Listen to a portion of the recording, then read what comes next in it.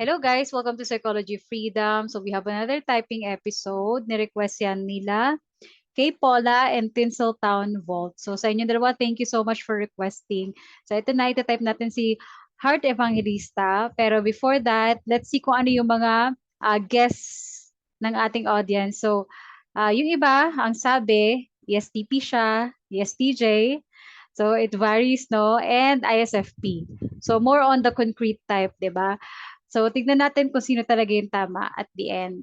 So, ano nga ba yung system na gagamitin natin? Siyempre, itatrack natin kung ano talaga yung cognitive functions niya. FITE user ba siya or FETI? SINE user ba siya or SENI? Yung interaction style niya, direct ba siya or informative? Responding ba siya or initiating? And then movement ba siya or control? And then last is yung temperament niya.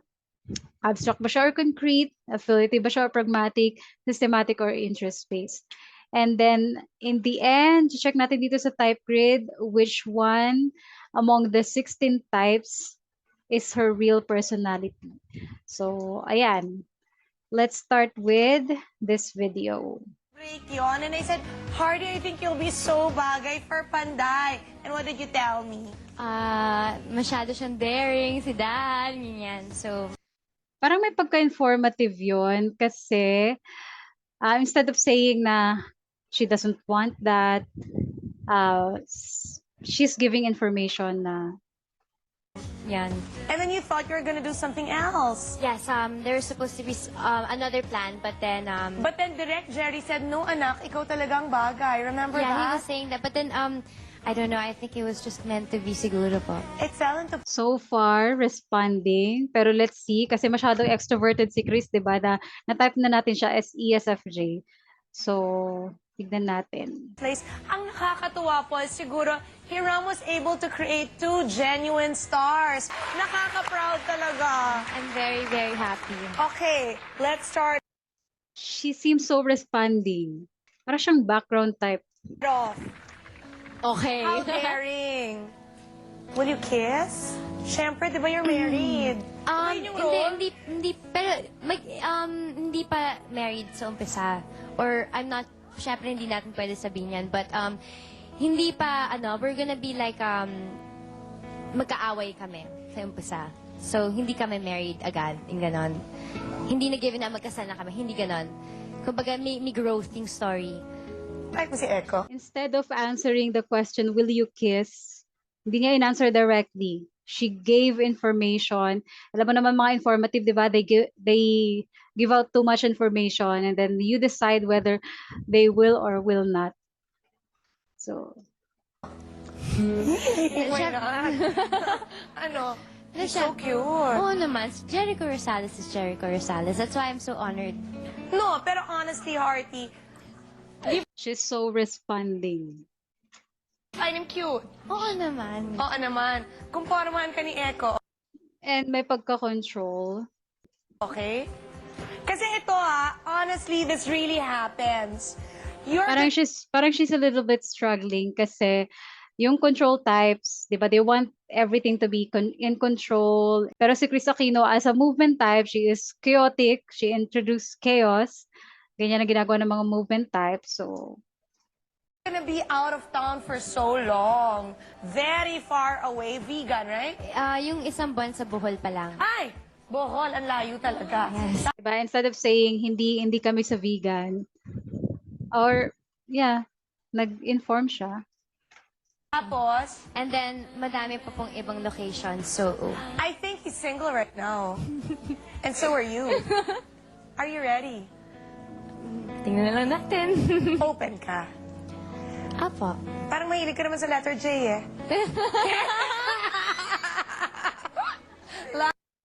Kind of parang may embarrassment. Embarrassment is more attached to extroverted thinkers. And then she's still informative responding and control. Love you. Ako din naman mahilig sa J. Why not? Okay, Puso nga. pag-usapan natin yung audition. Hindi po. Oh, saucy! Why not? Kasi All those girls did. Apo, nag-audition po sila but then, kasi I think Jericho one time mentioned my name, pero dahil there are other plans po, hindi po sabi nila wag-wag, ganon. So, it just so happened na hindi natuloy, madaming hindi natuloy. And then, they were looking for it. And then, oh, why not? So then they called me. At first, I didn't know what was going on kasi yung daddy ko yun, tsaka mommy ko yung nakausap nila. And then they just told me na, ayan na, ganito, ganyan, ganyan. So instead of answering, 'di ba, ang tanong ni Chris Aquino, why did you not audition? So instead of answering directly, kasi ganito, she answered through a story kung ano yung nangyari. So informative pa din. At least the way you belong to the same family. And yung answers niya is still within the topic. Yung mga informative, mapapagkamalan mo silang parang initiating because they talk a lot, parang mataas yung volume ng words na mga sinasabi nila. But it is still within the topic.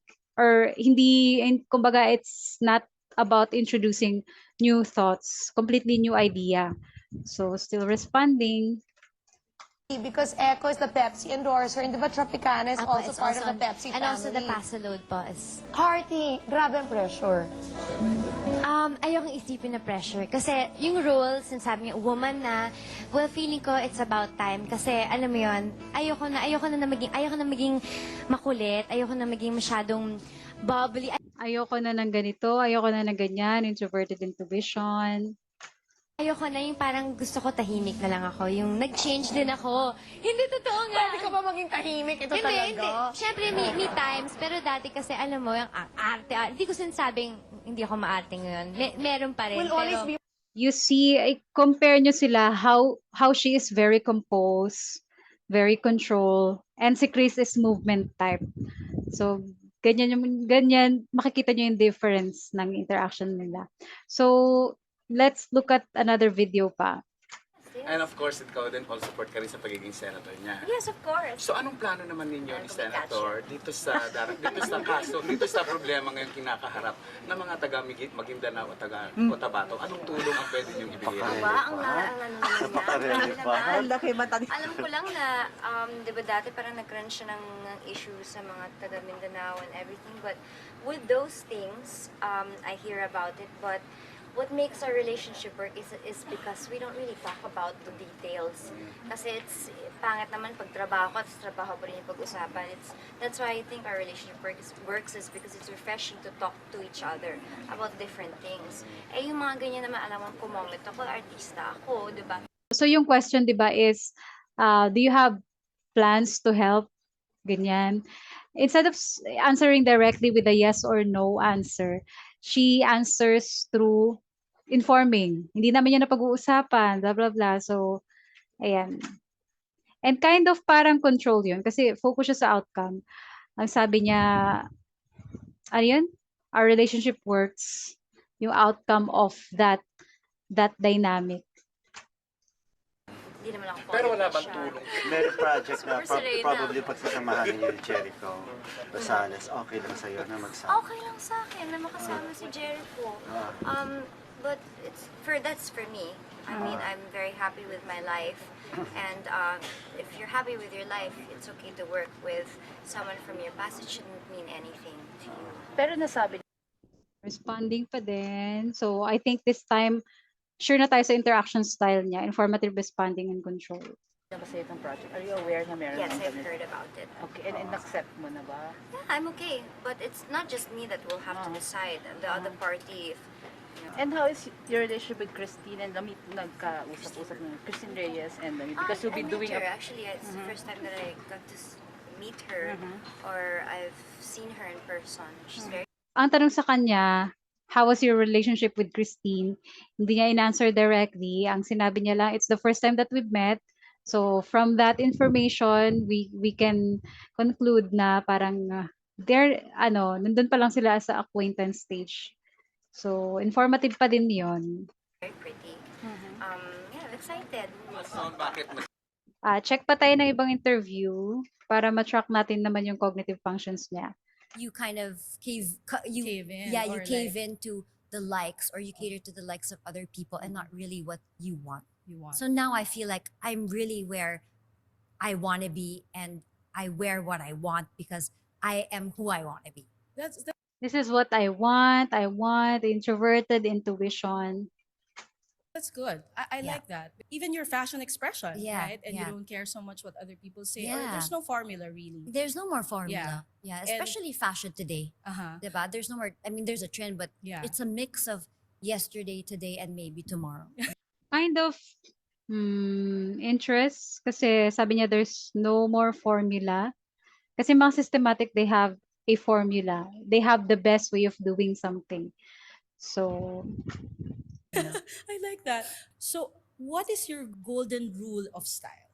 My golden rule of style would be, how does this make you feel today? Okay, I like So that. Okay. it's not about how does this make you feel? Introverted feeling. And interest-based pa rin yun. Kasi pag wala siyang sistema na fina-follow eh. So, the price tag. It's not about how high the heel is anymore. Before that used to matter. Yeah. It's really, how do you feel about yourself wearing this? Because for me, if I feel good, I will look good. Yeah. I feel good about this. I feel good about that. Introverted feeling.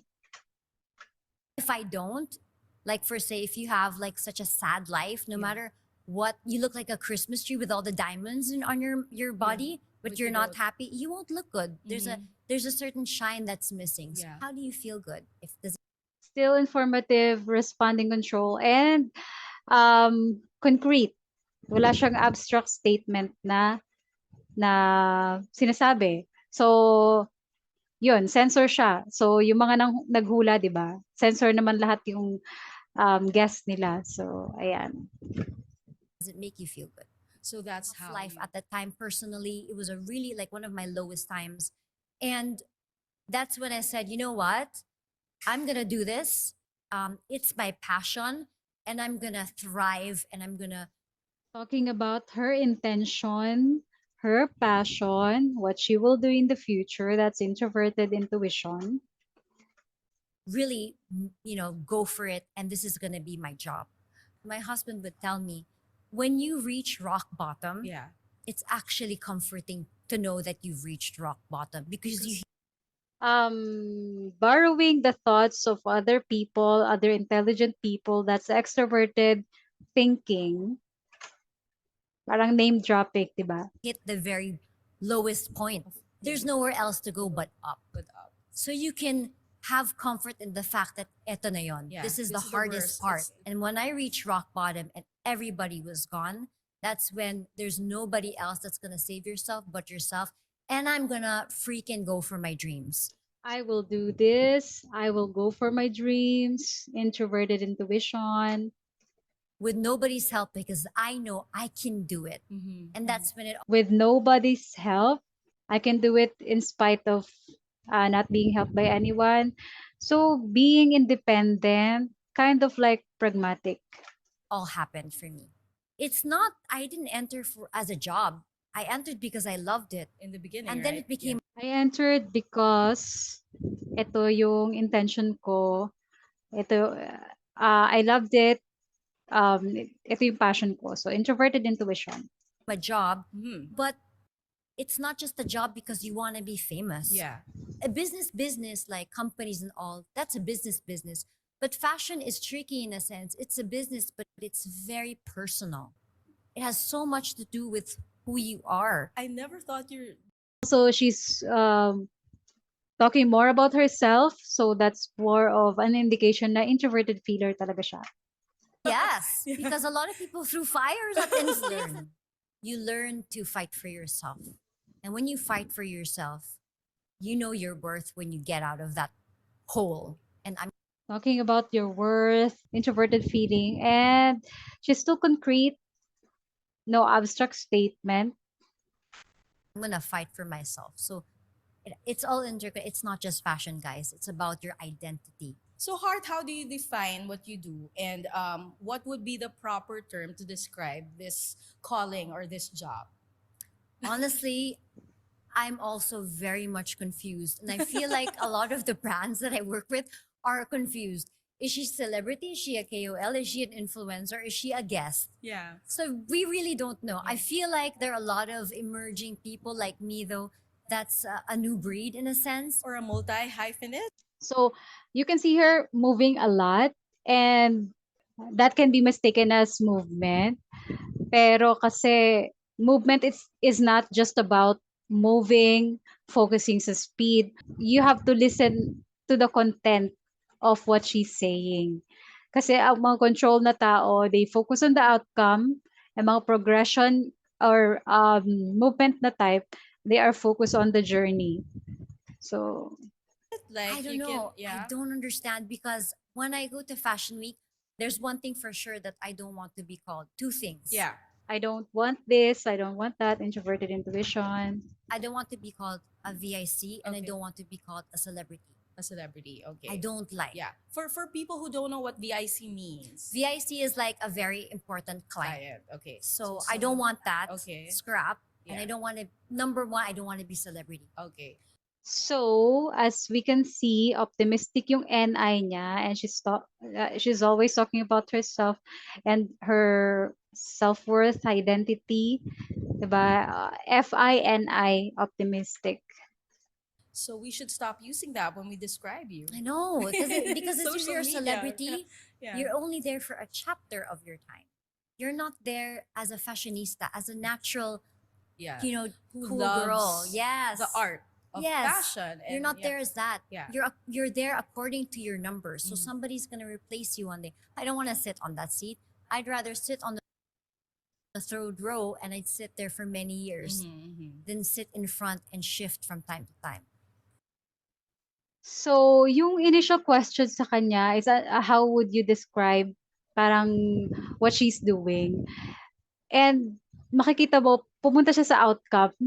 Ano yung outcome of being the celebrity there, being the very important client, sabi niya.